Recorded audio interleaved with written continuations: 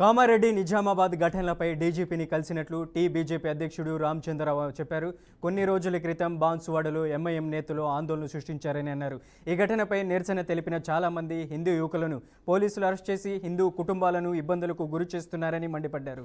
Kamareddy MLA కాటిపల్లిపై Congress నేతలు దాడికి యత్నించారని అసహనం వ్యక్తం చేశారు. ఇక కాంగ్రెస్ బుజ్జగింపు రాజకీయాలు మానుకోవాలని, పోలీసులు అరెస్ట్ చేసిన హిందూ యువకులను విడిచిపెట్టాలని రామచంద్రరావు డిమాండ్ చేశారు.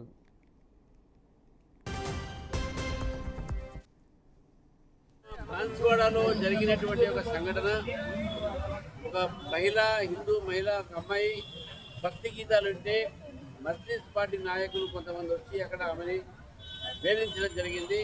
దాని అభ్యంతరం కూడా తప్పడం జరిగింది. దానివల్ల మొత్తం బాన్సువాడలో ఒక మత ఘర్షణమైనటువంటి వాతావరణం నిర్మాణమైంది. నెక్స్ట్ డే హిందూ సంఘాలన్నీ కూడా అక్కడ బంద్ కాల్ ఇస్తే ముందు ఒక యాక్టివిస్ట్ మీద, బీజేపీ వాళ్ళ మీద, సంఘ కార్యకర్తల మీద, ఏబీపీ వాళ్ళ మీద తప్పుడు కేసులు పెట్టి ఈరోజు వాళ్ళని జైల్లో పెట్టడం జరిగింది.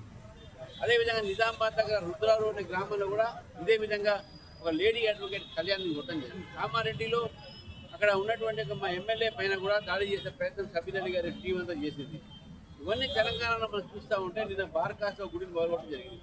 తెలంగాణలో ఇవన్నీ చూస్తూ ఉంటే మస్జిద్ పార్టీ రెచ్చిపోతా ఉన్నది కాంగ్రెస్ సపోర్ట్తో. ఈరోజు కాంగ్రెస్ పార్టీ వల్ల ఈరోజు ఇక్కడ మస్జిద్ పార్టీ రెచ్చిపోయి హిందువులపై దాడి చేస్తూ ఉన్నారు. హిందూ దేవాలయాలపై దాడి జరుగుతూ ఉన్నాయి. కాబట్టి దీన్ని అరికట్టాలంటే కాంగ్రెస్ పార్టీ పోలీసులకు ఫ్రీ హ్యాండ్ అనేది పెట్టకుండా నిష్పక్షపాతంగా పోలీసులు పనిచేయాలి.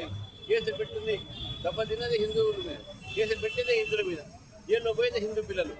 ఈ విధంగా ఎట్లయితుంది? కాబట్టి కాంగ్రెస్ పార్టీ ఈరోజు వారు అమలుపరుస్తున్నటువంటి ఒక ఉద్యోగించేటటువంటి నీతి ఏదైతుందో